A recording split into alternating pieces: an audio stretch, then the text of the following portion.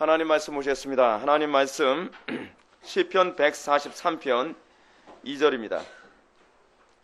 시편 143편 2절 말씀, 구약성경 906페이지입니다. 구약성경 906페이지 시편 143편 2절 찾으셨으면 우리 다 같이 한 목소리 한번 읽어볼까요? 시작. 주의 종에게 심판을 행하지 마소서. 주의 눈앞에는 의로운 인생이 하나도 없나이다. 아멘. 이 시간은 우리 기독교 강요 제2권 제7장 3절부터 5절까지 보시겠습니다. 인간으로서는 도덕법을 지킬 수 없음이라고 하는 부분을 보시도록 하겠습니다. 인간으로서는 도덕법을 지킬 수 없음. 인간이 구원을 받는 두 가지 방법이 있습니다. 우리가 구원을 얻기 위해서는 반드시 둘 중에 하나를 선택할 수밖에 없습니다. 그 중에 하나가 무엇인지 아십니까? 우리가 하나님이 되는 겁니다. 우리가 신이 되는 겁니다. 여러분, 우리가 구원을 받는다고 하는 것은 무슨 얘기냐면, 구원을 받는다는 말을 다른 말로 우리는 뭐라 하냐면 영생한다는 것이고 우리의 생명이 유지된다는 얘기거든요. 근데 여러분, 우리가 하나님 없이 우리의 삶이 유지되려면 방법은 하나밖에 없죠. 창조주 없이 우리의 삶이 유지되려면 어떻게 해야 돼요? 내가 창조주여야 돼요. 내가 하나님이어야 돼요. 그죠? 그래서 여러분, 하와가 최초의 유혹을 받았던 하와가 사단에게 유혹을 받은 내용이 무엇인지 아십니까? 하나님처럼 된다는 얘기입니다. 하나님처럼 된다는 것.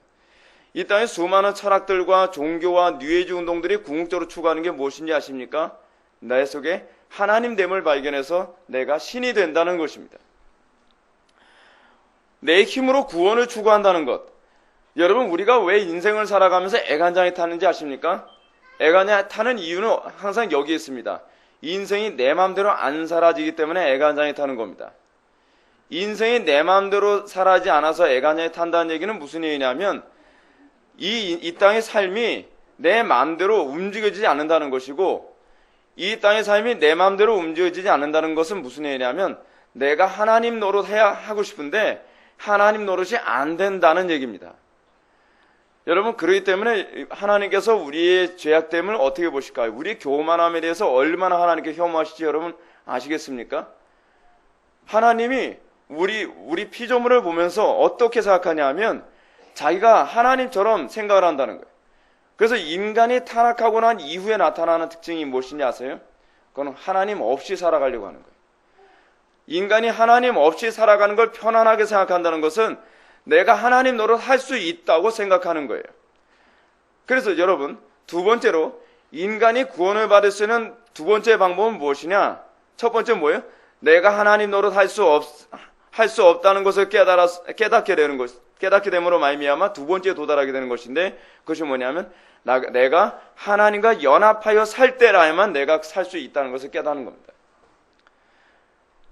여러분, 하나님과 연합하여 산다는 것이 무엇이냐면 소위 임재고, 그것이 임마누엘이거든요.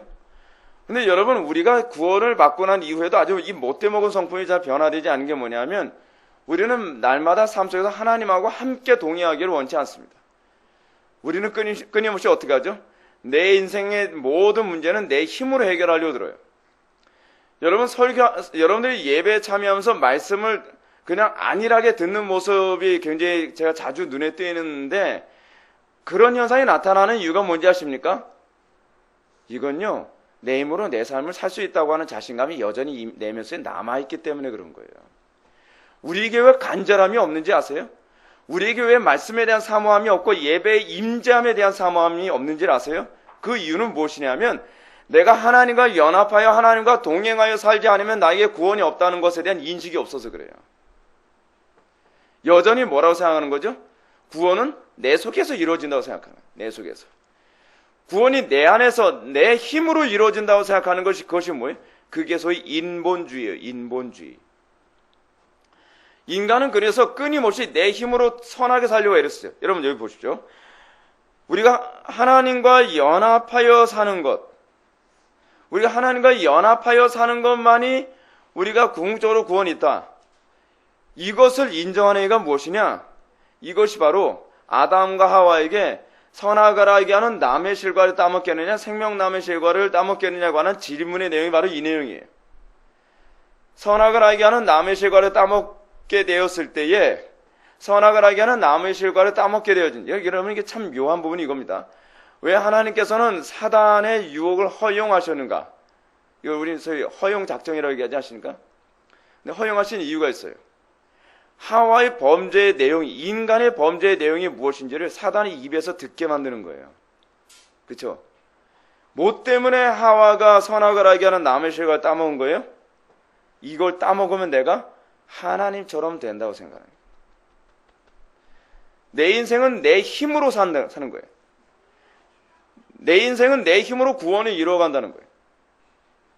여러분, 기도를 안 하는 것이 왜 죄인지 아십니까? 기도를 안 하는 것이 죄인 이유는 무엇이냐면, 기도를 했느냐 안 했느냐에 관한 문제가 아니라 내 인생의 삶 속에서 내가 하나님 없이 내가 하나님 노릇하겠다라는 사고방식이 기도를 안 하게 만드는 거예요. 내가 하나님 없이 내가 하나님 노릇하겠다라는 사고방식이 기도를 외식되게 하게 만드는 거예요. 기도를 하면서 간절함이 없잖아요. 왜요? 내가 굳이 내가 하나님한테 매달 필요 어디 있냐는 거예요. 여러분, 이건요, 많이 배운 사람에게만 나타나는 게 아니에요. 이거는 돈이 많은 사람에게만 나타나는 것도 아니고 성공한 사람에게만 나타나는 것이 아니에요. 이건요, 다 나와요. 다 나와. 제가 아는 어떤 사람은 중학교 중퇴인데도 어찌나 교만하고 어찌나 자기의 말과 자기의 지혜를 다 할 수 있다고 생각하는지 모르겠어요. 제가 그런 분들을 가만히 보면서 제가 이런 생각하는 거예요. 저 사람의 저 자신감은 어디서 나오는가? 제가 보기에는 정말 아무것도 내세울 것이 없거든요. 교만할 만한 아무 건덕지도 없어요. 돈이 많은 것도 아니에요. 그렇다고 뭐 많이 배운 것도 아니에요. 그렇다고 뭐 특별히 뭐 내세울 것이 없어요. 그런데도 그분의 마음에는 무엇이 가득하냐면, 그래도 내 힘으로 내 삶을 얼마든지 유지할 수 있다고 하는 것에 대한 자신감이 어찌나 강한지 몰라요. 그것이 뭐예요? 그것이 인간의 죄악의 전형적인 모습이에요. 내 힘으로 나의 삶을 구원할 수 있다고 생각하는 이 교만함이 깨져야만 비로소 어떻게 해요? 내가 그리스도와 내가 하나님과 연합해야만 살 수 있다는 것으로 우리의 시선을 돌리게 되거든요. 여러분, 이 시선을 돌린다는 얘기가 얼마나 재미있는 표현인지 몰라요. 여러분, 거듭남이라고 하는 표현이 여러분 어디서 나오는지 아시죠? 요한복음 3장에 나오는 얘기죠. 그렇죠? 요한복음 3장. 니고데모와 대화를 하는 가운데 예수님께서 위로부터 나지 아니하면 하나님 나라에 들어갈 수 없다. 거듭나지 아니하면 하나님 나라에 들어갈 수 없다라고 하는데, 거듭남이라고 하는 이 표현을 떠올릴 때, 이 표현을 사용할 때, 하실 때 예수님께서 이 표현을 사용하실 때는 여러분 뭐를 예수님이 염두에 두셨냐면, 첫 아담이 하나님으로부터 창조된 사건을 염두에 두고 계신 거예요. 첫 아담이 하나님으로부터 처음에 딱 창조되었을 때, 그게 바로 위로부터 나는 거겠죠. 그렇죠? 그것이 위로부터 나는 거예요. 근데 첫 아담이 하나님으로부터 창조되고 난 다음에 타락한 이후에 어떻게 돼요? 안목이 망가져 버렸어요. 안목이 어떻게 망가져 버렸어요? 내 힘으로 내 삶을 다 구현할 수 있다고 생각하는 거예요. 내 힘으로 내 삶을 구현할 수 있다고 생각한 그 세대들이, 그 타락한 세대들이 어떻게 해요? 기도를 안 하거나, 기도를 한다고 하더라도 기껏 한다는 게 뭐예요? 바리새인처럼 중언부언하는 거예요. 기도를 하긴 하는데 기도를 통해서 하나님이 내 삶에 구원을 주실 거라는 건 전혀 믿질 않는 거예요. 그러니까 기도를 하면서도 중언부언한 거죠. 내가 무슨 기도하는지도 몰라요. 기도를 하면서도 믿음이 없어요. 하나님 당신 해주시면 뭘 해줘요? 그냥 이거 안 하면, 기도 안 하면 믿음 없는 사람이라고 낙인 찍힐까봐 그냥 기도하는 거예요. 제일 꼴 보기 싫은 모습이죠. 진짜요. 변화도 되지 않는데 그냥 기도는 계속해요. 계속. 전 그런 사람들을 보면 참 놀랍습니다.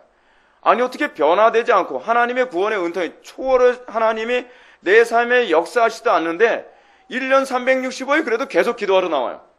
이야, 대단하죠? 인간의 외식의 수준이 이 정도 수준입니다. 인간의 외식이 얼마나 대단한지 몰라요. 그래서 이 외식이라는 말은 뭐라고 얘기한다고요? 히포크리테스, 헬라어로. 이 연극하는 거예요, 연극. 그래서 인간은 본성적으로요, 영화배우예요, 영화배우. 연기를 얼마나 잘하는지 몰라요. 효력이 없는데도 경건 생활을 계속 나와요. 기도 생활 열심히 해요. 열심히 하는데 그 기도 생활을 하는 이유가 뭐냐면 당신이 하나님이고 나는 피조물입니다 라고 인정하기 때문에 기도하는 게 아니에요. 왜 하나님께서 우리에게 끊임없는 실패를 주셔야만 우리가 하나님께로 돌아오는지 아십니까? 우리가 실패하고 망가지고 좌절하고 낙심하고 무릎 꿇고 완전히 내 인생이 정말 이 소리가 이제 입에서 자꾸 나와야 돼요.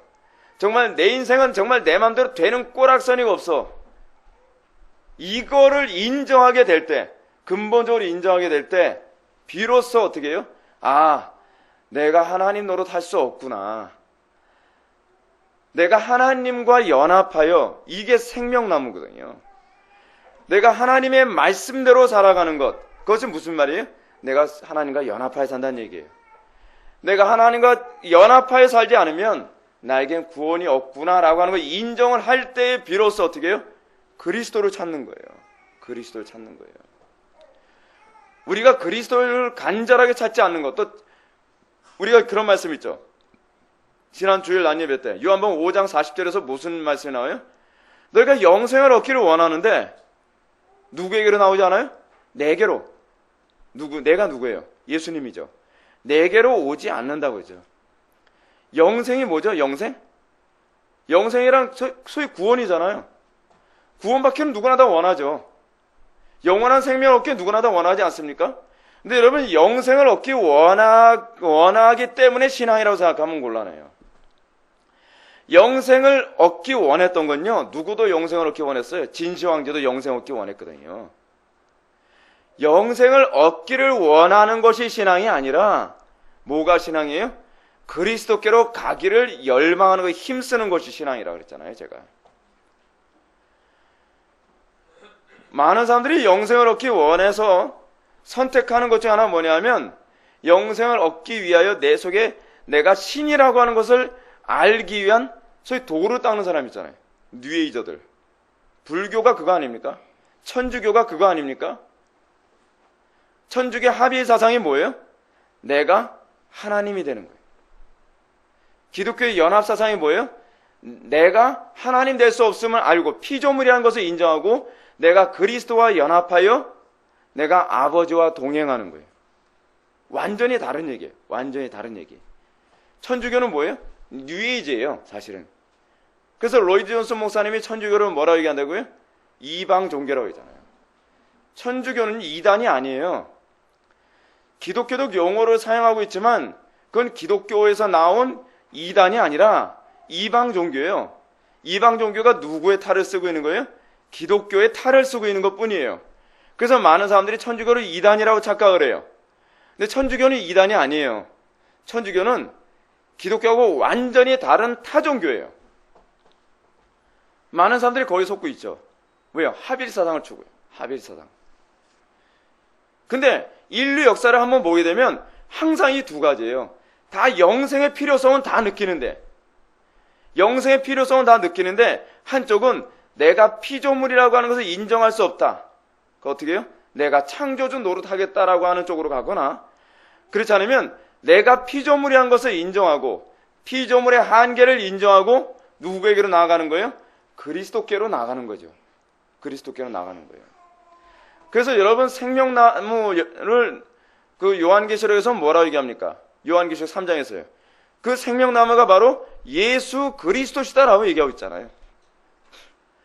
그러니까 여러분, 창세기에서 생명나무가 나오고 난 다음에 요한계시록에서 그 실체를 얘기해요. 왜 생명나무의 실과를 따먹은 사람만이 그 영생에 갈 수 있다는 거 얘기하는 거예요? 아무도 이미 창세기에서 이미 그리스도를 말미암지 않고 아버지께로 나아갈 수 없다는 것을 언급하고 있는 거예요. 여러분, 여러분들 신앙생활하면서 여러분들의 믿음이 들어갔다 한다면 여러분들이 정말로 그 믿음 안에서 여러분들에게 나타나는 것이 점점점 이겁니다. 나는 아무것도 아니고 나는 그리스도 없이는 살 수 없는 존재라는 것. 매 순간순간마다 나는 그리스도와 연합하여 그리스도와 동행하는 삶을 열망하게 되는 것.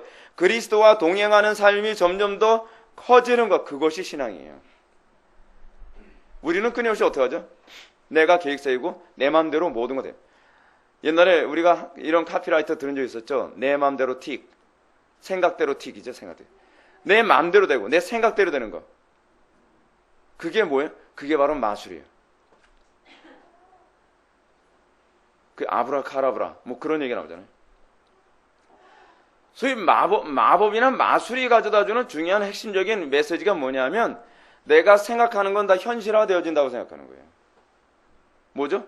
내가 바로 하나님이 된다는 거예요. 시간이 지나면서 여러분들이 점점 깨닫게 되는 것이 뭐라 그랬습니까? 제가요.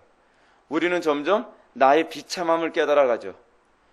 나의 비참함. 그래서 내가 하나님의 능력과 하나님의 지혜와 하나님의 그 거룩하심을 의존하지 않으면 살 수 없다는 것을 인정해 가게 되는 거. 그게 신앙이에요. 그게 신앙. 그걸 인정하지 않으면 신앙이 아니에요. 그걸 인정하는 행위가 기도예요. 그걸 인정하는 행위가. 그 사도 바울이 뭐라고 얘기하고 있어요? 쉬지 말고 기도하라라고 얘기하잖아요. 쉬지 말고 기도하라라고 하는 얘기는 무슨 얘기예요? 우리의 삶의 모든 영역에서 날마다 하나님의 도우심 없이는 살 수 없다는 걸 인정하라는 거예요. 내가 하나님 노릇할 수 없다는 걸 인정하라는 거예요. 이거 인정하지 않으면 그 뭐예요? 기도하기 쉬는 죄라는 것이 바로 그 죄예요. 우상 숭배의 죄예요. 여러분, 궁극적으로 우상 숭배라는 것은 뭘 숭배하는 건지 아세요? 돈을 숭배하거나 명예를 숭배하거나 뭐 다 그런 것처럼 보이지만 궁극적으로 자기를 숭배하는 거예요, 사실은요. 그러니까 여러분, 오늘날 인본주의 교육이 다 뭐예요, 다? 내가 내 삶을 다 구원할 수 있다고 끊임없이 세뇌시키는 교육 아닙니까? 그러니까 요즘에 사람들이 나타나는 특징이 뭐예요? 교만한 거죠, 교만한 거죠. 하나님의 말씀이 이런 거다라고 하더라도 하나님 말씀을 귀담아 듣질 않아요. 그렇게 살아서 어떻게 살아? 그죠? 다 자기 나름, 다 자기 생각이 있는 거예요. 다 자기 계산이 있는 거예요. 제가 하나님을 만나게 되어질 때도요, 어떻게 하나님을 만나는가 곰곰이 뒤돌아보면 내 마음대로 안 사라지면서 하나님 찾게 되더라고요. 내 마음대로 되면 하나님 안 찾아도 되죠. 우리 소위 똑똑하다는 사람들이 흔히 하는 소리가 있습니다. 내 생각대로 해. 내 말대로만 하면 된다니까. 그런 사람은 좀 시간이 많이 걸릴 것 같아요. 그죠? 우리 생각대로 되질 않아요, 인생이. 인생이 내 마음대로 안 된다는 걸 알게 됐을 때 그때 비로소 철이 든다고 얘기하지 않습니까? 어린아이들의 문제가 무엇입니까? 어린아이들은 인생이 자기 마음대로 되는 줄 알아요. 고생이라는 걸 안 해봐서. 고생하면서 철든다고 얘기하지 않습니까? 근데 고생하면서 여러분 다 철드는 게 아니에요. 어떤 사람은 고생을 하면서 자기 힘으로 자기 삶이 문제가 해결되어지면 더 교만해져요.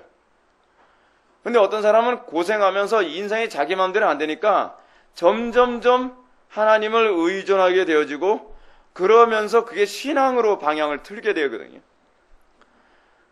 그러니까 여러분은 우리 인생에서 내 마음대로 안 된다는 것, 인생은 내 마음대로 되는 것이 아니라 하나님 뜻대로 되는 것이구나 라고 하는 거, 이거 깨닫게 됐을 때 비로소 섭리라는 걸 깨닫게 되죠.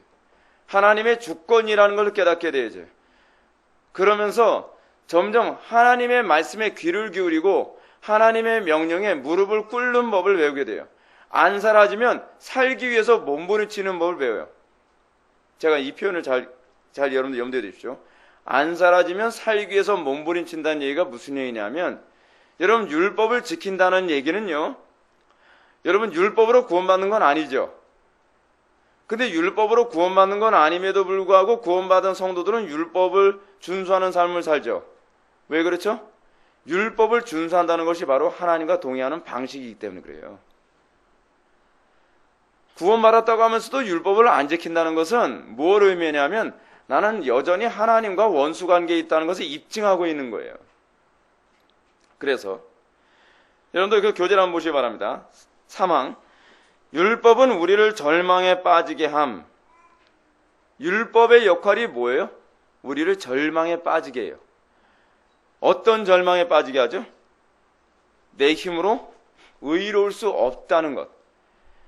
여러분, 의로울 수 없다는 이 표현을요, 단순히 도덕적 의로만 이해하지 마십시오. 여러분, 의롭다라고 하는 이 말은요, 우리가 도덕적이어야만 의롭다라고 하는 것이 아니에요. 의롭다라고 하는 이 말의 구약적 언어가 있다고 그랬죠? 구약적 언어가 뭐예요? 의롭다는 말. 하나님께서 내가 너를 옳다 인정함이에요. 예. 하나님께서 인정하시는 거예요. 하나님께서 인정하실 때만 그게 의로운 거거든요. 여러분, 하나님께서 인정한 사람, 옳다 인정하면 그 사람은 어떻게 해요? 영생한다 그랬죠? 그렇기 때문에 예수님의 부활 사건이 뭐예요? 그게 칭의 사건이라는 거예요. 그게 칭의 사건. 왜 예수님이 부활 사건을 칭의 사건이라고 하죠? 하나님께서 죽으셨던 예수님을 살리셨어요. 살리셨다는 건 뭘 얘기해요? 내가 너에 대해서 성부께서 성자를 향해서 뭐라 하신 거예요? 네가 의롭다라고 인정한다는 얘기예요. 죽을 이유가 없다는 얘기예요. 그럼 그 이전에 죽은 건 뭐예요? 왜 3일 동안 죽으셨죠? 그건 누구 때문에 죽은 거예요? 우리의 불의함 때문에 죽으신 거예요. 우리의 불의함 때문에 죽으셨는데 예수 그리스도에 대해서는 의롭기 때문에 아버지께서 성부께서 성자를 살리신 거예요. 그래서 제가 여러분한테 말씀드리지 않습니까? 여러분들이 성부께 대해서 의롭다 칭함을 받았다는 걸 여러분 뭐로 인정을 해요? 어떻게 우리가 확인이 가능해요? 은혜의 증거가 나타나야 된다 그랬죠? 하이델베르크 요리문답에서요. 은혜의 증거, 아버지께서 우리를 의롭다 칭하셨다는 것을 우리가 확신할 수 있는, 확인할 수 있는 은혜의 증거가 뭐예요? 우리의 삶 속에 날마다 부활의 삶이 나타나는 거예요. 옛적 삶이 죽고 새로운 삶, 그리스도와 연합한 거룩한 삶이 나타나는 것, 그것을 날마다 확인하는 가운데 우리가 어떻게 되느냐? 종말에 그리스도께서 재림하셨을 때 그 사람들이 살아나는 거예요. 이 땅에서 그 주의 계명대로 살아가는 가운데 옛적 삶은 죽고 거룩한 삶으로 다시 거듭난 나는 날마다 죽노라라고 하는 고백과 내가 날마다 주님 안에서 다시 살아나노라라고 하는 이 신앙의 간증이 없는 사람이 주님의 재림 때 부활한다고 우리는 결코 확신하면 안 돼요. 오늘은 자꾸 내가 구원받았는지 어떤지 모르겠어요 라고 얘기하는 사람들이 공통점이 있어요. 그들의 특징이 뭐죠? 주님과 연합한 삶의 은혜의 증거가 하나도 나타나지 않으니까 자꾸 구원의 확신에 관해서 자꾸 가르쳐달라면 뭐 하다는데, 여러분 이 성에다 아무리 호소해봐야 소용없어요. 중요한 건 뭐예요? 여러분들이 하나님과의 관계에서 옛적 삶이 죽고 새로운 삶으로 거듭난 삶의 증거가 날마다 나타나냐에 관한 문제거든요. 이거 없이 이론적으로 아무리 얘기해봐야 소용이 없는 거예요. 얘기해봐요. 그래서요, 여러분 세 번째 줄로 한번 보시기 바랍니다. 율법에서 우리가 의의 완전함을 배우는 것이 사실이라면 곧 율법을 완전히 준수하면 하나님 앞에서 완전한 의의가 된다는 것도 사실인 것이다. 그래서 완전한 의의란 무엇인가? 완전한 의의란 그냥 이렇게 이해하시면 여러분도 좋습니다. 완전한 의의란 흠없는 하나님의 영광이에요. 여러분, 예수 그리스도는 어떻죠? 완전한 의의를 지니신 분이시죠? 그렇죠? 그 예수 그리스도는 완전한 의의를 지니신 분이신데 완전한 의의가 뭐로 나타나냐면 예수님이 이렇게 말씀하셨어요. 나를 본즉 아버지를 보았느니라. 이게 완전한 의의예요. 아버지의 영광이에요. 아버지의 영광. 그걸 다른 말로 뭐라고 얘기하느냐? 영생이라고 그래요. 영생. 영생이란 그래서 제가 뭐라 했어요? 영원히 사는 것이 아니라 뭐라고요? 아버지의 영광이 나타나는 거예요. 아버지의 영광에 참여하는 거예요. 그거를 요한복음 17장 3절에서 뭐라고 얘기했다고요? 영생이란 유일하신 참 하나님과 그의 보내신 자 예수 그리스도와 연합되는 것, 아는 것이라고 했는데 그 연합이라는 의미거든요. 우리가 영생했다라고 하는 것은 뭘 얘기해요? 우리가 아버지와 아들과 연합됨. 근데 아버지와 아들과 연합됨이라고 하는 이 요한복음 17장 3절에 관한 얘기가 17장에서 또 다시 나와요. 뭐라고 하냐면 내가 아버지 안에 아버지가 내 안에 계신 것처럼 저들도 우리 안에 있어. 여러분 놀랍지 않습니까? 영생에 관한 얘기를 명제로 예수님께서 말씀하셨어요. 17장 3절에. 그렇죠? 영생이란 유일하신 참 하나님과 성부, 그의 보내신 자 예수 그리스도, 성자를 아는 것, 연합하는 것이라고 얘기하고 있단 말이에요.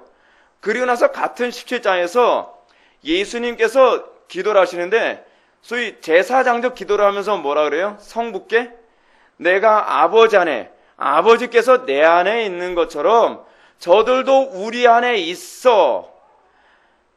다른 사람들이 나를 아버지께서 보내신 것을 알게 하소서라고 얘기하고 있단 말이에요.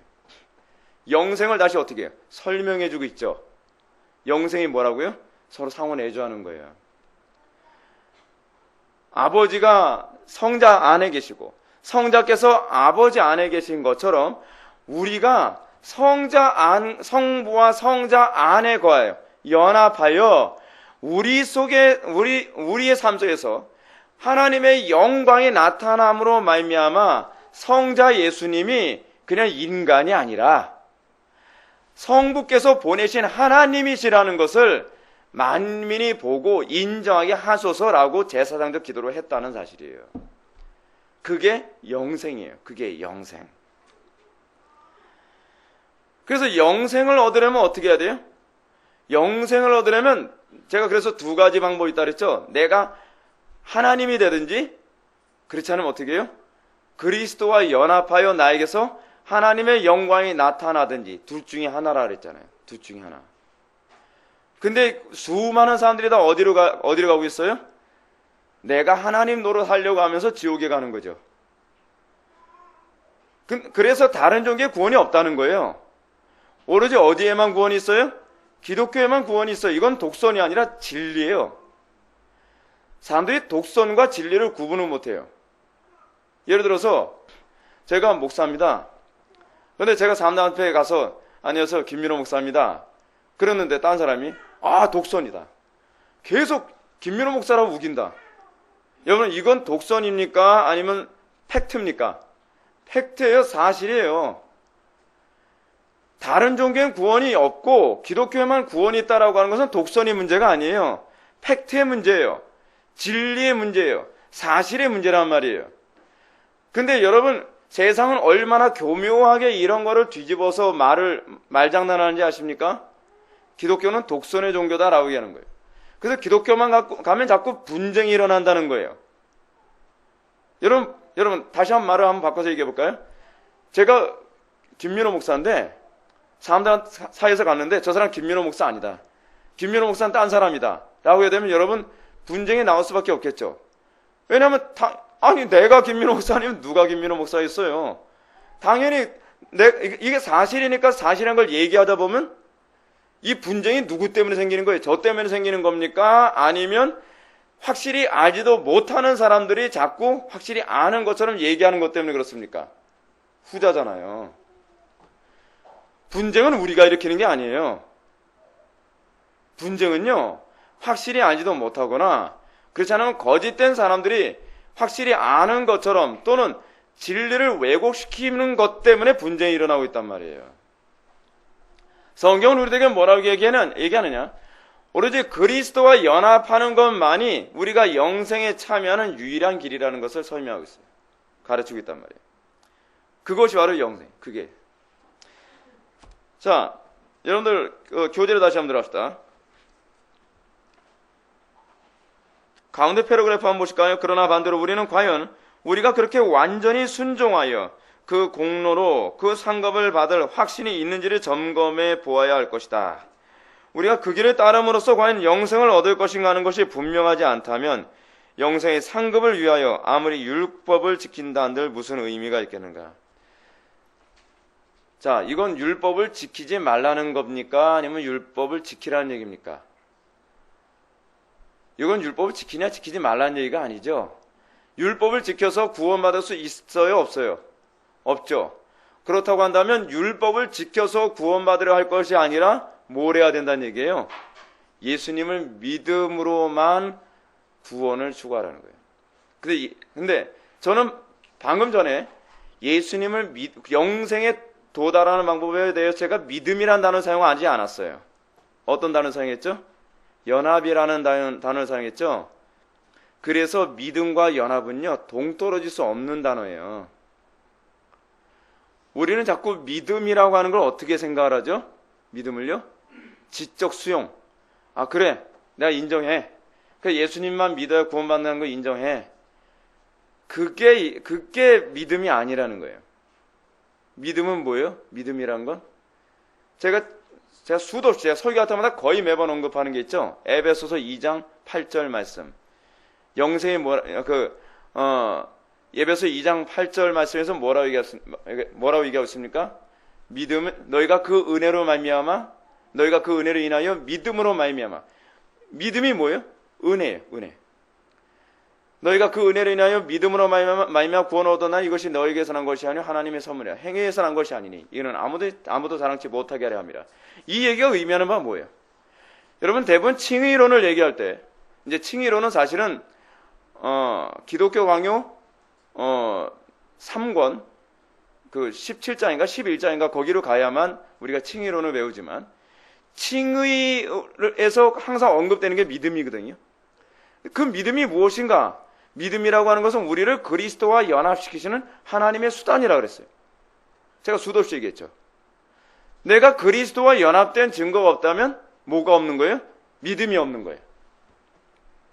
왜냐하면 믿음이 없기 때문에 믿음을 이렇게 얘기하는 건 좀 지나친 표현이긴 하지만 이해에 도움을 드리기 위해서 제가 이렇게 말씀드릴게요. 믿음이란 곧 본드다. 이게 적절하지도 않고 별로 이렇게 고상한 표현은 아니지만 내가 그리스도와 딱 붙어 있다는 것을 여러분들이 느끼지 못한다면 믿음이 없는 거예요. 그러니까 여러분들이 이 믿음이라고 하는 부분은 우리는 자꾸 이렇게 생각을 하잖아요. 한번 믿음이 들어오면 믿음은 항상 충만할 거라고 우리는 생각을 하잖아요. 과거에 믿음이 있었는데 지금은 믿음이 없을 수도 있어요. 구원받는 걸 제가 얘기하는 게 아니에요. 중생할 때는 중생하는 것은 한번 믿음으로 말미암아 중생을 해요. 그러나 중생한 이후에도 믿음이 좋을 수도 있고 나쁠 수도 있단 말이에요. 그거는 제가 하는 소리가 아니라 예수님께서 베드로에게 한 소리예요. 뭐 하라고요? 믿음이 떨어지지 않도록 뭐 하라? 기도하라라고 얘기하셨잖아요. 예수님께서요. 우리가 날마다 기도해야 되는 이유가 뭐냐면 기도를 안 하면 믿음이 떨어져요. 과거에 내가 믿음이 좋았기 때문에 그 믿음이 계속 좋은 게 아니에요. 마치 여러분들 믿음을 이렇게 생각하죠. 키가 주는 법이 있습니까? 한번 크면 그만이죠. 믿음은 키가 아니에요. 아시겠어요? 믿음은 기도 생활 안 하고 불경관할 생활하고 성령을 소멸하고 이런 삶을 살게 되면 믿음은 바닥을 치게 돼 있어요. 그랬을 때 우리는 뭐라 하냐면 내가 믿음이 떨어졌구나 또는 내가 믿음이 없구나라고 하는 걸 인정하는 거예요.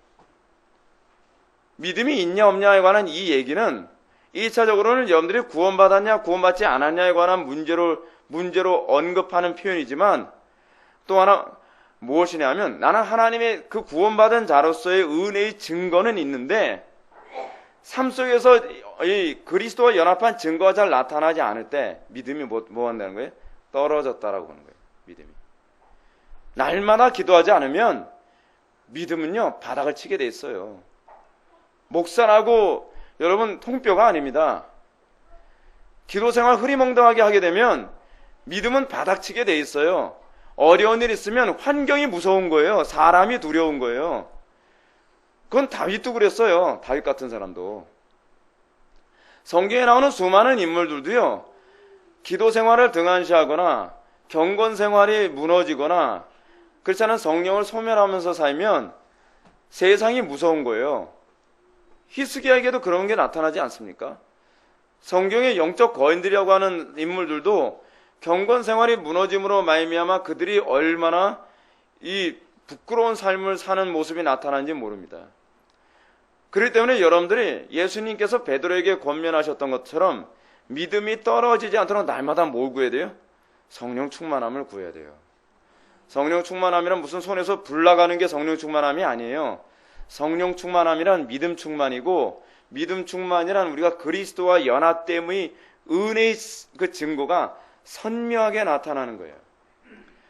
그래서 여러분 구약에서 항상 믿음이 없음이 항상 동반하는 것이 뭐라 했죠? 두려움이라 했죠. 마음이 녹는 거라 했잖아요. 이스라엘 백성들이 믿음이 약화되어지면 어떻게 해요? 블레셋이나 미디안 군사를 보면 어떻게 해요? 마음이 녹죠. 그렇죠? 근데 그들이 믿음이 충만해지면 정반대 현상이 생긴다 그랬죠.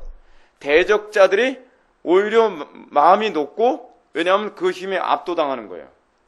그리고 오히려 이스라엘 백성들은 사기가 충천해서 두려워하지 않는 거예요. 오늘 제가 역대상 몇 장이더라? 제가 17장인가를 제가 읽는데 거기에 이런 얘기가 나오더라고요. 다윗의 용사들, 다윗의 용사들이 쭉 나오지 않습니까? 다윗의 용사들이 나오는데 다윗이 소년, 그러니까 15살 때 골리앗 때려눕힐 때는 이스라엘 백성이 다 두려움에 벌벌 떨었잖아요. 그래서 다윗이 직접 나가가지고 15살짜리가 이 물맷돌 던져서 때려눕혔는데, 다윗의 용사들 해가지고서 첫 번째 가는 용사들 베스트 3 이런 식으로 이제 막 얘기가 나오잖아요. 나오는데 그 안에서 이 어떤 다윗의 용사들은 뭐냐면 골리앗처럼 손가락 굉장히 큰 거인인데 창만 하더라도 배틀채 같고, 그리고 손가락 발가락 다 합치면은 이 20개가 아니라 24개라는 거예요. 근데 다윗의 용사들이 가서요, 다윗처럼 다 죽여버려요. 그냥 가서 사기가 충천한 거예요. 그게 성령 충만. 소위 역대기에서 얘기하는 다윗의 용사들은 어떤 개념으로 우리들에게 이해되어지냐 하면 하나님께 붙잡힌 자로서의 용맹함이에요. 이 땅에서 그리스도인들이 믿음이 충만하다고 하는 건 교회 봉사 잘하는 것만 믿음 충만한 게 아니에요. 그래서 봉사는 잘하는데 세상에 나가면은 세상이 무서워가지고 다리가 후두루두 떨려가지고 적당히 세상에다 타협해요. 그건 믿음이 없는 거예요. 믿음이 있고 없고는 주로 어디서 나타나냐? 문제에서 나타나요. 삶 속에서 나타난 수많은 대적들과의 싸움에서 나타나는 거예요. 문제 없을 때야 다 믿음 좋은 것처럼 우리는 얼마나 연기 잘할 수 있지 않습니까? 그렇죠? 우리는 얼마나 연기 잘할 수 있어요. 근데 문제가 있을 때 비로소 내가 믿음이 이 정도구나, 내가 믿음이 없구나, 거기서 그걸 들어요. 하나님께서 그래서 왜 문제를 주세요? 우리가 믿음이 없는지를 우리 스스로 잘 모르거든요. 잘 모르니까 문제가 나타나야만 마치 리트머스 시험지처럼 그 문제 속에 담갔다 빼면 알칼리성인지 산성인지가 드러나는 거예요. 내 믿음의 수준이 보이는 거예요. 그죠? 그것을 통하여서 하나님은 우리를 통해 더욱더 견고하고 성숙한 그리스도인으로 우리를 만들어가는 것입니다. 문제 때문에 불평할 문제 아니죠. 시험 보고 나서 우리는 뭐예요? 내가 이걸 몰랐구나 생각했으면 어떻게 해요? 다시 공부해야죠. 다시 실력을 갈고 닦아야죠. 그렇죠? 그래서 모의고사를 보는 거 아닙니까? 그러니까 여러분들이 날마다 모의고사 보면서도 맨날 똑같이 틀리면 어떻게 해요? 부모가 열받죠. 어떻게 열받아요? 야, 너 어젯밤에 틀렸던 거잖아. 또 틀려? 근데 여러분, 우리가 허구나 그래요. 웃을 일이 아니에요, 진짜 이게. 제가 목회하면서 속 터지는 게 그거예요. 맨날 그 문제 가지고서 5년, 10년을 계속 틀리면 목회자 입장에서 정말 피가 바짝바짝 마릅니다. 뭐 하라는 거예요? 믿음 없는 거 인정하라는 거예요, 인정하라는 거. 근데 인정을 안 하니까 기도를 하더라도 그냥 중언부언하는 거예요, 중언부언. 죽기 살기로 기도를 안 하는 거예요. 문제는 항상 제가 여러분한테 얘기하는 게 그거예요. 내가 정말 믿음이 없다는 걸 인정하냐 인정하지 않느냐에 관한 문제예요. 믿음이 없다는 걸 인정할 때라야만 하나님의 은혜를 의지하는 법을 배우거든요. 그래서 제가 여러분한테 말씀드렸잖아요. 믿음은 언제부터 비로소 시작된다고요? 바닥을 칠 때, 철저히 겸손해졌을 때 비로소 믿음을 사용하는 법을 알게 돼요. 믿음 사용하는 법. 우리 기독교가 종교교육을 하면서 솔라피데, 오직 믿음이라고 하는 이 교리를 가지고 종교교육을 한 거거든요. 오직 믿음이라는 교리 가지고 종교교육을 했는데 문제는 뭐냐면 믿음을 사용할 줄은 몰라요. 믿음을 어떻게 사용하는 건지를 몰라요. 믿음을 어떻게 사용하는 건 줄 알아요, 사람들이? 예수님이 무리를 걸으셨으니까 믿습니다 하면서 한강에 뛰어내리는 게 그게 믿음이라고 생각해요. 믿음을 어떻게 사용하는지 몰라요. 믿음을 어떻게 사용하는지. 근데 여러분, 예수님께서는 그걸 뭐라고 얘기하는지 아세요? 하나님을 시험하는 거라고 얘기했어요. 사단이 예수님께 시험을 걸었죠. 네가 정말 하나님의 아들이어든 뭐하라? 성전에서 뛰어내리라. 근데 예수님께서 뭐라 그래? 내가 믿음이 얼마나 좋냐 보여줄까? 슈퍼맨처럼 뛰어내리지 않았어요.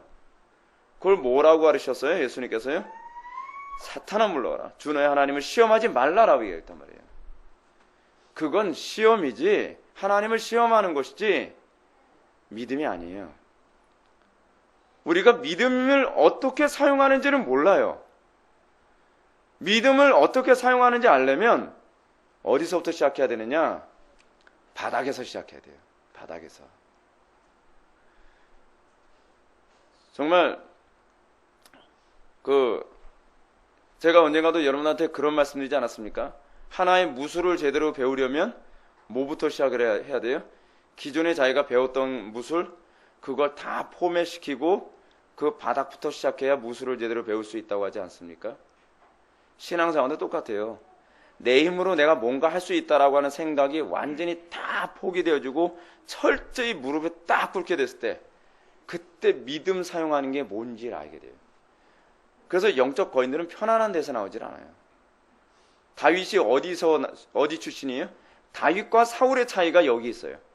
사울은 굉장히 편하게 살면서 그 왕이 된 케이스거든요. 믿음을 어떻게 사용하는지 몰라요. 고난 가운데 하나님을 만나는 법, 고난 가운데 하나님의 은혜를 붙드는 법이 뭔지를 모르는 상태에서 왕이 된 거예요. 이건 불행한 거죠. 이건 정말 불행한 거예요. 제가 이호 목사님 우리나라 그 역사에 관해서 얘기를 하는데, 야 정말 왕이 왕으로서의 역할을 못하니까 주변에 신하들이 피눈물을 흘리는구나 싶더라고요. 옛날에 선조가 그랬다 그러지 않습니까? 이호 목사님이 강의하면서 그런 얘기를 해요. 선조가 자기가 죽기 싫으니까 중국에게 부탁을 하면서 내가 중국 가서 당신네 신하로 살아도 좋으니까 나 좀 살려주쇼. 그러면서 조선 땅에서 빨리 떠나 싶어서 안달이 하니까 어떻게 해요? 유성룡이 붙들고서 징비록에 다 나오는 얘기라는 거 아니에요. 유성룡이 붙들고 임금님이 떠나시면 나라는 없는 겁니다. 죽더라도 조선 땅에서 죽어야 됩니다. 근데 임금이 그 모양이다 보니까 이 중국에서 어떻게 해요? 끊임없이 계속 조선 사람들은 못 살게 굴잖아요. 왕이 왕으로서의 준비가 안 되니까. 왕이 왕으로서. 이 사울 왕이 그 모양이에요. 사울 왕이. 믿음을 사용할 줄도 모르는 사람이 임금이 돼가지고 이스라엘을 혼란스럽게 만들어버리는 거예요. 다윗은 어디서부터 시작했죠? 바닥에서부터 시작했어요. 양치는 사람이라고 하는 것은 그 당시에 가장 천대받는 직업이었거든요. 오죽하면 자기 아버지부터 이 다윗을 우습게 보잖아요. 그러던 다윗이 그 양을 치면서 믿음 사용하는 걸 배운 거예요. 어떻게 해요? 사자와 싸우고 곰과 싸우고 야생 짐승들과 싸우면서 양들을 보호하면서 거기서 믿음이 이런 거구나. 믿음은 이렇게 사용하는 거구나. 그걸 배우면서 왕이 됐으니 이스라엘의 복을 받았죠. 저는 우리나라에 정말 복된 사회가 되려면, 복된 나라가 되려면, 그리고 복된 교회가 되려면, 복된 가정이 되려면 믿음 사용할 줄 아는 사람들이 주도권을 잡아야 된다고 저는 생각을 합니다. 믿음 사용할 줄 모르는 사람이 대통령 되고, 믿음을 사용할 줄 모르는 사람이 목사가 되고, 믿음을 사용할 줄 모르는 사람이 가장이 되고, 그럼 이거 끔찍한 거죠. 끔찍한 거예요. 믿음이란 무엇인가? 믿음이란 내가 주님 없이는 살 수 없습니다라는 것을 인정하는 것부터 시작되죠. 그래서 그런 사람들의 기도 생활은요, 흐리멍덩하지 않아요. 항상 어떤 태도죠? 오늘 하나님께서 나에게 은혜 베풀지 아니하시면 내가 무릎을 필 수 없습니다. 은혜 주신 그 증거 보여주십시오. 애간장이 안 타니까 이런 기도를 안 해요. 여러분, 애간장 타는 척 하는 거하고요, 진짜 애간장 타는 거하는 건 별개 문제예요. 진짜 애간장 타는 사람은 어떻게 기도하는지 아십니까? 은혜의 증거가 안 나와도 저는 인내할 수 있습니다. 그렇게 못 살아요. 은혜 증거 나타나기 전에는 내가 기도를 포기할 수 없습니다. 오늘 응답 주십시오. 간혹 가다가 소위 아주 점잖게만 신앙생활 하던 사람들이 이렇게 얘기합니다. 여러분 기도했으면 그냥 하나님께서 응답해 주실 거라 믿으면 돼요. 꼭 그 응답 무슨 신령한 소리를 들으려고 애쓰지 말고 환상 보려고 애쓰지도 마십시오. 이런 얘기하는 사람들을 보게 되면 반은 맞는 소리인데 반은 저 양반이 정말 애간장타에 기대해 본 경험이 있어서 저렇게 얘기하는 건가 라고 하는 생각이 들어요. 그렇잖아요. 예를 들어서요. 여러분 빚쟁이한테 쫓겨요. 오늘 돈 문제 해결 안 되면 내일 정말 작살나게 생겼단 말이에요. 속된 말로. 그런데 응답이라는 걸 안 받고 기도를 멈출 수 있겠습니까? 정말 똥줄 타보십시오. 근데 기도는요 항상 그렇게 하는 거예요. 그래서 기도는 누구만 해요? 심령이 가난한 사람만 진짜 기도를 할 줄 알아요. 무릎 꿇고서 그냥 주여 주여 외친다고 기도가 아니라 여러분들의 죄에 관한 문제도 하나님 내가 정말 이 죄에 대해서 정말 탄식스러워서 견딜 수 없습니다 라고 여러분들이 정말 탄식을 느낀다고 한다면 어떻게 기도하게 돼 있어요? 변화시켜 주신다고 하는 증거를 보여달라고 애쓰게 돼 있어요. 제가 하나님께 지혜해달라고 기도할 때 제가 그렇게 기도했다 그러지 않았습니까? 주실 때까지 하는 거예요. 주실 때까지. 안 주시면 미칠 것 같은 거예요. 안 주시면. 여러분들은 응답 안 주시면 미칠 것 같습니까?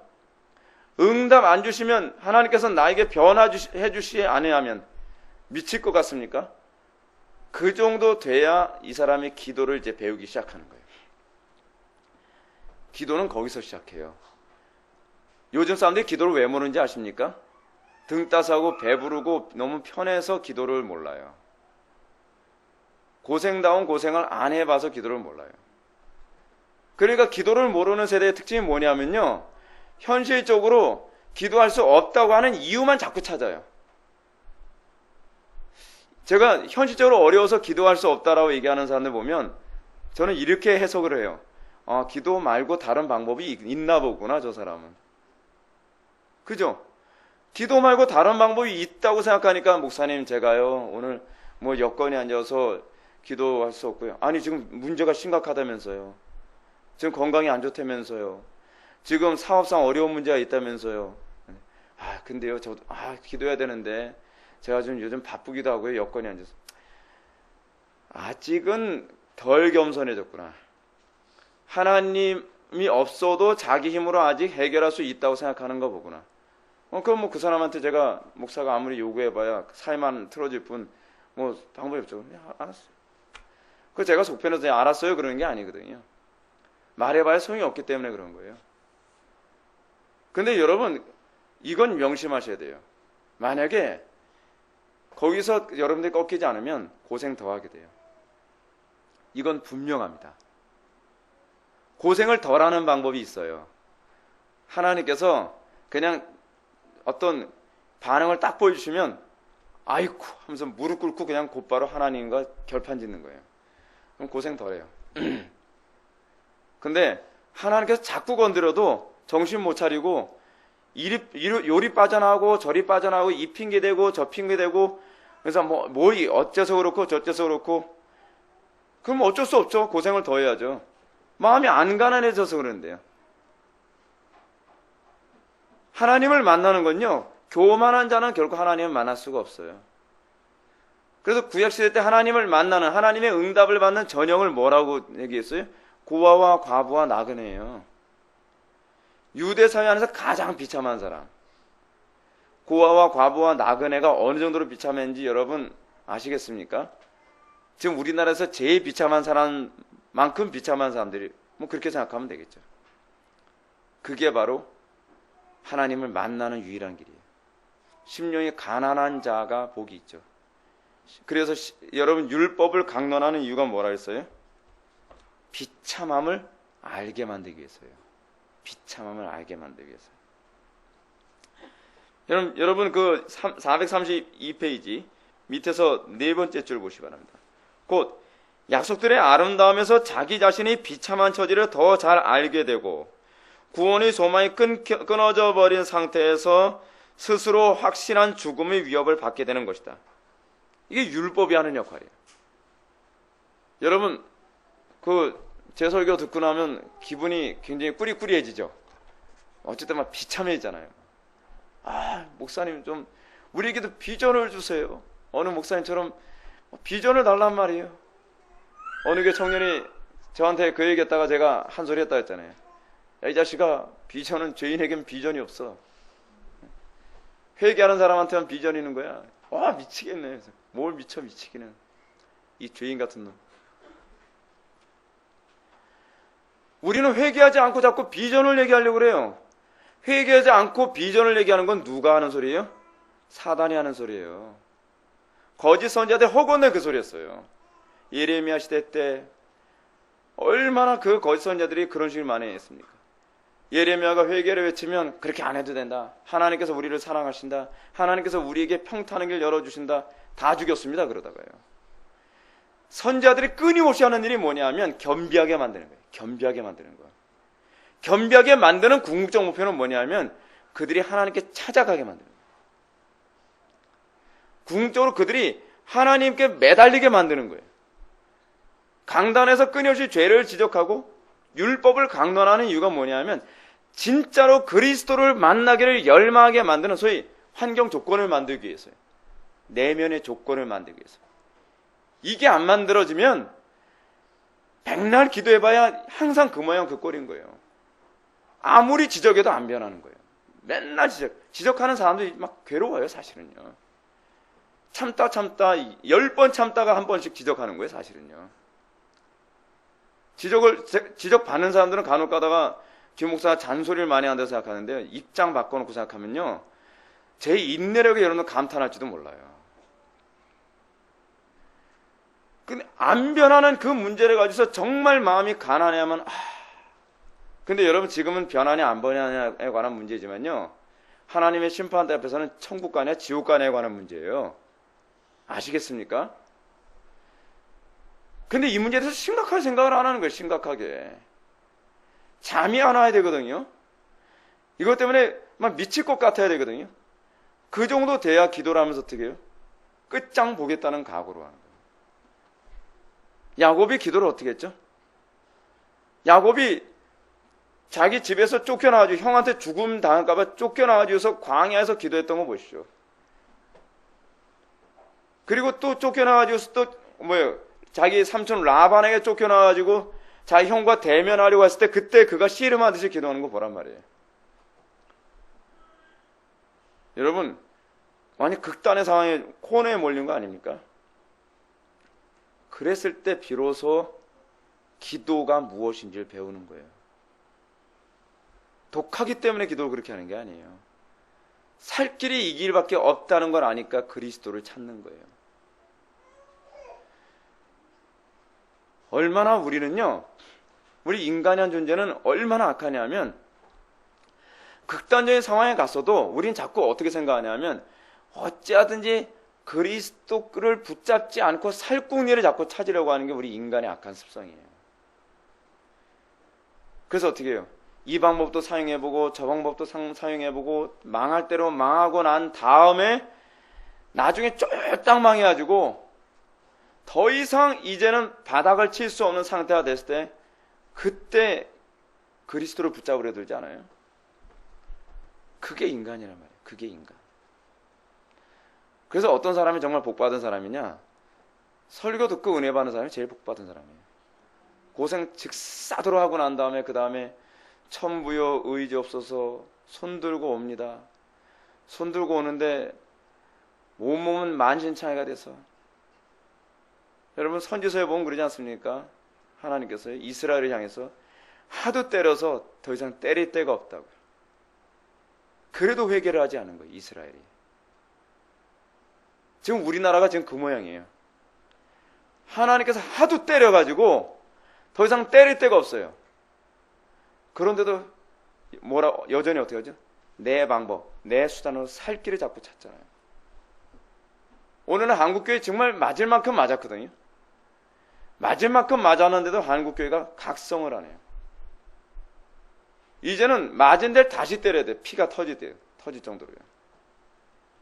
그런데도 회개를 안 해요. 그런데도 어떻게 해요? 그런데도 여전히 하나님께서 원치 않는 방법을 계속해요. 안타까운 거죠. 그래서 433페이지 위에서 두 번째 줄 보면 율법에서는 오로지 절박한 죽음만을 깨닫게 되는 것이다. 율법의 궁극적 목표를 잘 얘기해 주죠. 절망하게. 그 간혹가다 어떤 분이 김 목사님은 설교를 하면서 너무 사람들 막 그 쥐어 잡는 거 아니냐라고 하는데, 저는 쥐어 이렇게 잡아도 회개를 안 하는데, 여러분 편안하게 얘기해 준다고 회개를 하겠습니까? 조나단 에드워즈 당시에는요, 어찌나 강력하게 설교를 했는지 설교를 듣다가 죽은 사람도 있거든요.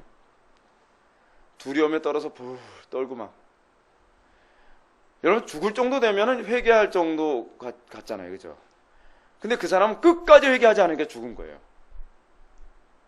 인간이 그렇게 약해요. 인간이. 아무리 심각하게 경고를 해도 설교를 들으면서 웃으면서 설교를 들을 수 있는 게 인간이에요. 남 얘기처럼 들리는 거예요. 남 얘기처럼. 이게 얼마나 비참한 거예요. 얼마나. 여러분 가끔가다 그러지 않습니까? 목사님 이거 저보고 하는 소리죠? 그럼 감사하십시오. 그렇게 들렸으면요. 남 얘기처럼 들리는 사람은요, 정말 약이 없어요. 약이. 내 얘기처럼 들려야 정말 괴롭지 않겠습니까? 사실은 복음이, 그 율법이 하는 역할이거든요. 설교가 하는 역할 중에 하나가 뭐냐면, 사실 설교는 그거예요. 여러분들 계속 비참한 거 한쪽으로 몰아가면서 나중에는 그리스도 안에서만 소망이 있습니다. 그리스도를 붙잡으십시오. 그게 사실은 설교의 항상 결론이에요. 그래서 그리스도 안에서 자유함을 느끼고, 그래서 여러분들이 예수를 오래 믿으면 예수밖에 없다는 소리가 나와야 돼요. 예수를 5년 믿었고 10년 믿었고 20년 믿었고 30년 믿었는데 그래도 역시 돈밖에 없어, 그러면 이건 진짜 예수 잘못 믿는 거죠. 근데 그런 사람들이 많아요. 문제가 많죠. 상황 보시겠습니다. 율법의 약속의 의. 여러분 율법만 바라보면 사실은 정죄와 저주뿐입니다. 그렇기 때문에 여러분 율법의 강론만 자꾸 들으면, 그래서 뭐 어쩌라는 거야? 이 소리가 자꾸 나오게 돼 있어요. 그러니까 여러분 끊임없이 회개를 외치는 설교 들으면 미치겠다 그래요. 근데 미치겠다 하는 정도는 안 되고, 정말 그리스도를 붙잡지 않으면 견딜 수 없는 상태가 되게 만드는 걸 사실은 설교자의 몫이거든요. 그래서 설교자들은요, 이 땅에서 대접받기 위해서 온 사람이 아니에요. 누구더라? 어거스틴이 설교자로 부름받고 나서 어거스틴이 자기 자신에 대해서 이렇게 얘기했습니다. 나는 성도들을 얘기하는 거예요.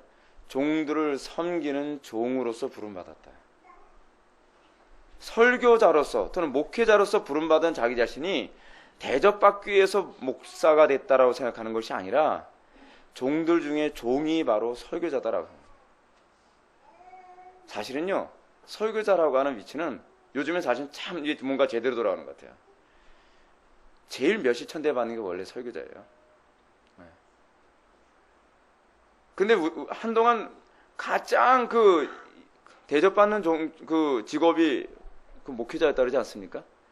그래서 결혼 대상 순위로 따지면 1순위, 2순위 안에 옛날에 목사님들이 들어왔대요. 목회자가. 그러니까 목회자 타락하는 거예요. 목회자는요, 남들한테 듣기 좋은 소리, 아부성 발언하고 돈 봉투나 받고 대접이나 받기 위해서 목사 되는 거 아니에요. 미움받을 각오해야 돼요. 때로는 한 대 맞을 각오도 해야 되는 거예요. 때로는요, 교인들 다 떠날 각오도 해야 되는 거예요. 별소리를 다 들을 각오해야 돼요. 부교육자 생활하면서 쫓겨날 각오를 해야 되는 거예요.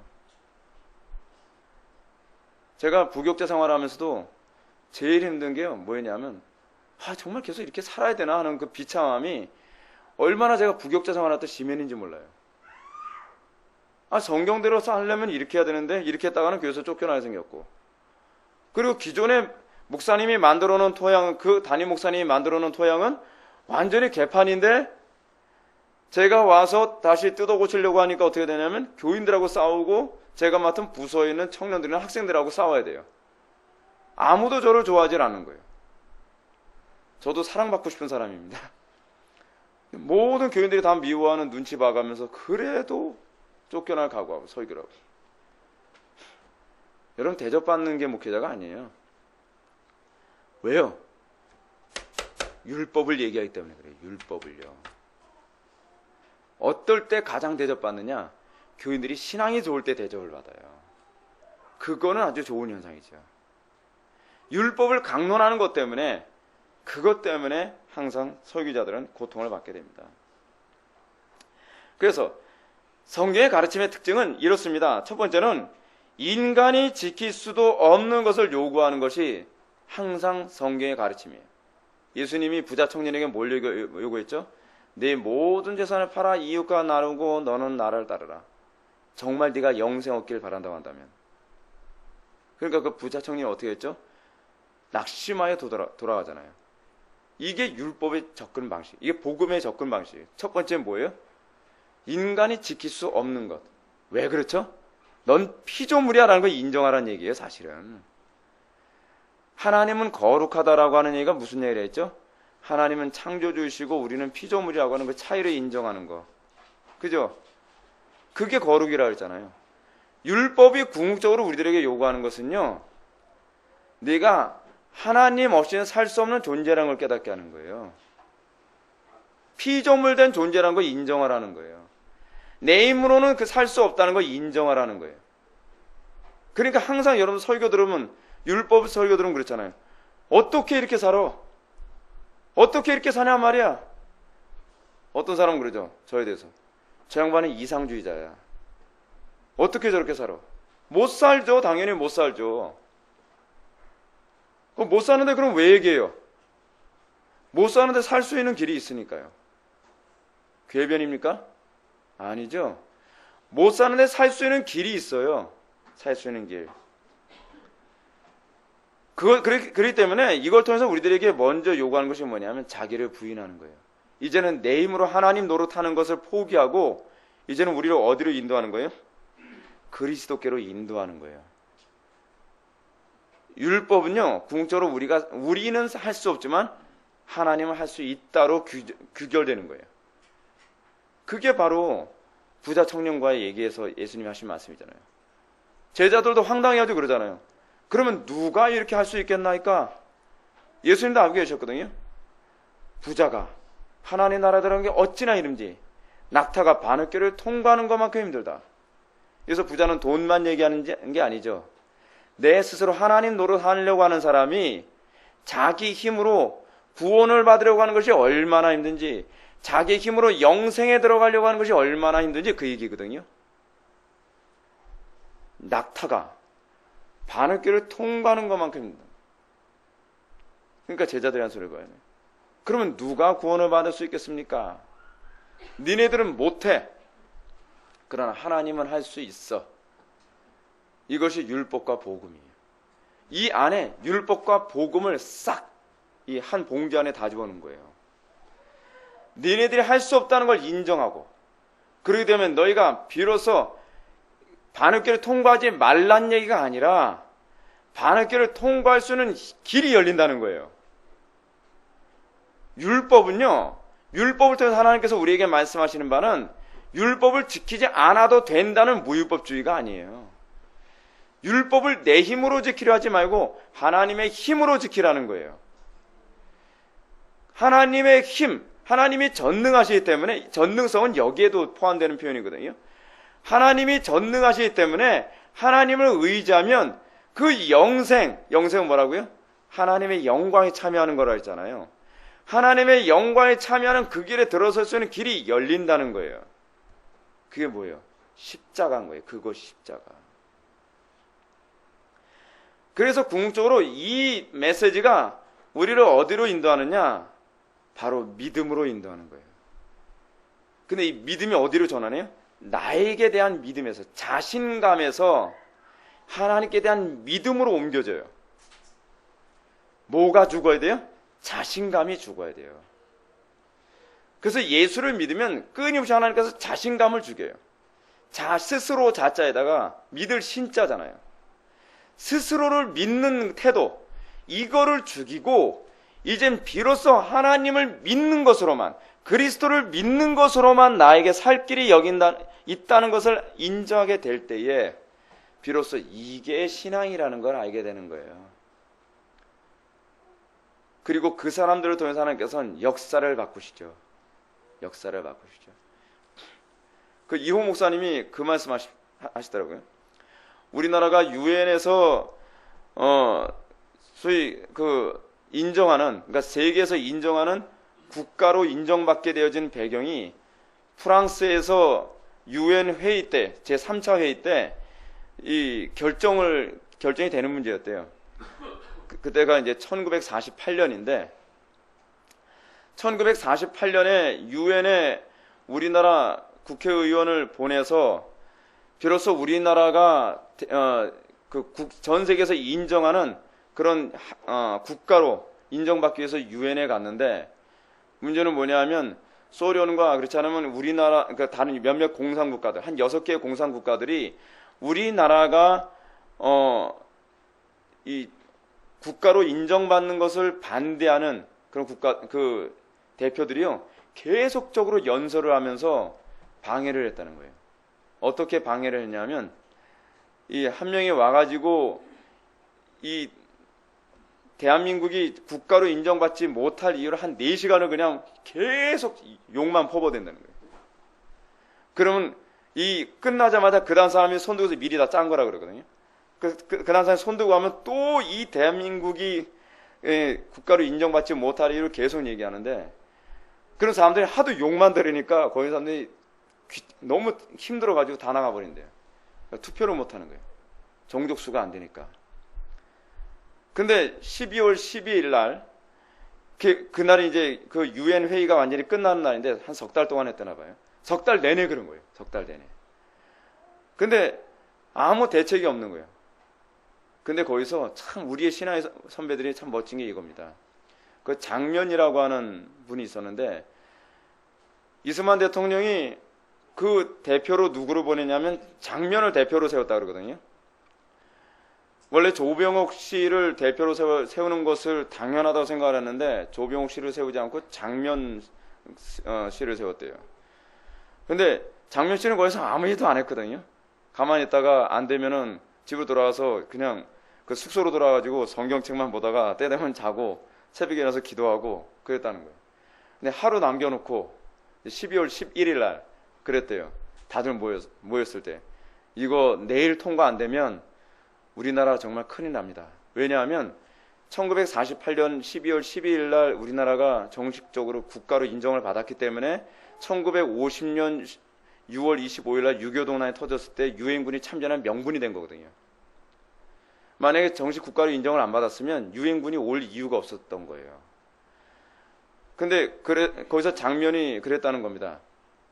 그런 방법이 하나밖에 없네요. 우리 하나님께 기도합시다. 새벽에 제가 3시에 제가 전화해서 다 깨울 테니까요. 그런데 그때 나와서 같이 기도합시다. 했는데 장면이 여기저기 전화를 아무리 해도 다 골아 떨어져가지고 못 일어나더래요. 그래서 전화를 했는데 한 여자분이 있었는데 그분만 따라서 같이 기도하러 나왔다는 거예요. 다리가 아파가지고 쩔뚝쩔뚝하면서 예배실 찾아가지고서 새벽 3시에 같이 기도를 하는데 기도를 하는데 이 다리 아픈 사람한테 장면이 그랬다는 거예요. 우리가 그래도 이건 나라가 망하냐 어떠냐에 관한 문제인데 무릎 꿇고 기도해야 되지 않겠습니까? 그러니까 완전 고문당한다는 각오로 무릎 꿇고 1시간을 기도했대요. 기도를 딱 끝냈어요. 근데 장면이 그랬대요. 1시간 가지고 되겠습니까? 더 기도합시다. 해가지고서 날 셀 때까지 기도했대요. 날 셀 때까지. 그리고 나서 유엔 총회에 다시 모임을 가진 거예요. 아이나 다를까 시작하자마자 소련 그 대표가 손을 딱 들고 또 연설을 하면서 퍼부어대기 시작하는 거예요. 괴로운 거죠. 괴로운 거예요. 근데 놀라운 일이 벌어진 거예요. 갑자기 한 20분 정도를 퍼보기 시작하는데 갑자기 하면서 목을 잡고서 너무 힘들어가지고 그 사람이 그냥 내려와 버린 거예요. 근데 그 다음에 손 들고서 이 대한민국이 정식 국가가 돼서는 안 됩니다 라고 퍼보돼야 될 사람들이 이 사람이 원래 4시간 정도 하기로 했으니까 우리 그때 밖에 나가서 커피나 마시면서 시간이나 때우자가지고 그 사람들은 다 밖에 나와서 딴짓하고 있었던 거예요. 그러니까 이 사람이 목이 아팠는데 알고 보니까 성대 결절이 돼버렸대요. 순간적으로. 치아가 아프고 뭐 몸살 기운이 심하게 오면서 순간적으로 성대 결절이 와서 소리를 낼 수 없는 상황이 돼버렸다는 거예요. 그러니까 의장이 그랬대요. 자, 다른 의견 또 없습니까? 그랬더니 순발력 있게 어떤 사람이 딱 손들어서 얘기했대요. 곧바로 표결로 붙였으면 좋겠습니다. 그랬더니 좋습니다.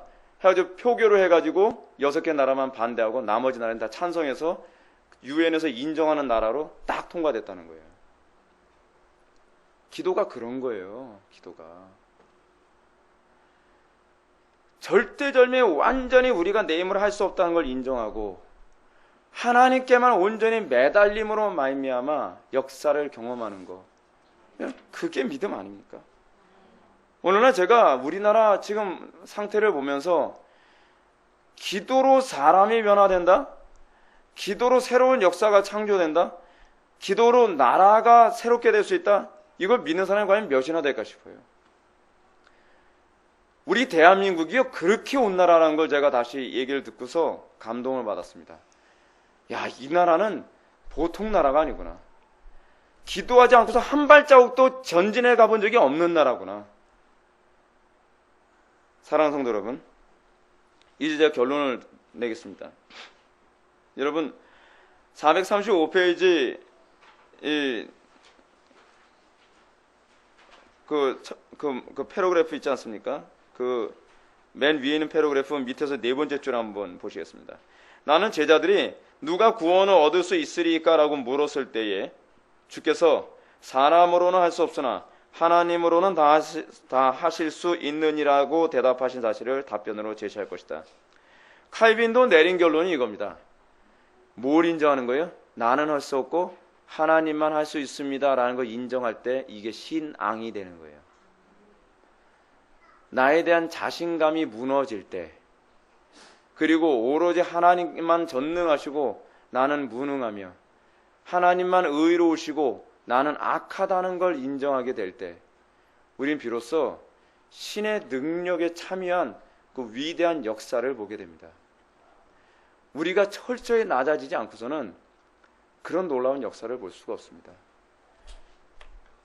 오늘날 우리나라는 지금 전반적으로 아주 절망스러운 시대에 살고 있다고 합니다. 어디를 봐도 굉장히 절망적입니다. 근데 절망은 딴 게 절망이 아닙니다. 우리에 대해 너무 신뢰하고 있다는 것이 절망일 뿐입니다. 더 절망하면 더 좋습니다. 그래서 하나님께만 소망이 있다는 걸 인정하게 되어지면 이제는 새로운 시대가 열리게 될 겁니다. 가정들이 변화될 겁니다. 그리고 직장이 막 개혁되어질 겁니다. 정치가 개혁될 것입니다. 교회가 개혁될 것입니다. 하나님께서는 겸손한 자에게 은혜를 주시고, 그리고 겸손한 자를 들어쓰시고, 하나님께서는 교만한 자를 물리치신다는 것을 기억하시기 바랍니다. 뭐가 교만입니까? 나를 신뢰하는 것이 교만입니다. 하나님께 대한 간절함을 잃어버린 세대가 교만한 세대입니다. 하나님만 붙잡으면 된다라고 믿고 하나님과 씨름할 줄 알고 하나님과 결판질 줄 아는 태도를 견지하는 것, 그게 바로 겸손한 세대입니다. 우리 회복의 교회를 통해서 그런 놀랍고 겸손한 세대가 다시 일어나서 하나님께서 새로운 역사를 창조하되기를 주님의 이름으로 축원합니다. 다 같이 기도하시겠습니다. 사랑이 많으신 하나님 아버지, 우리에게 믿음다운 믿음을 품게 하여 주옵소서. 아버지 하나님, 우리가 진정으로 겸손하지 않고서는 믿음을 알 수 없는 줄 압니다. 아버지 하나님, 우리가 정말 주님 안에서 모든 것을 할 수 있고 나는 신뢰할 수 있을 만한 존재가 되지 아니하며 나는 전혀 의롭지 아니하고 오로지 주님의 의와 주님의 능력만이 소망이 있음을 인정케 하여 주옵소서. 그리하여 이 믿음을 통해서 새로운 시대가 열리는 놀라운 시대를 목도케 하여 주옵소서. 예수님의 거룩하신 이름으로 기도하옵나이다. 아멘.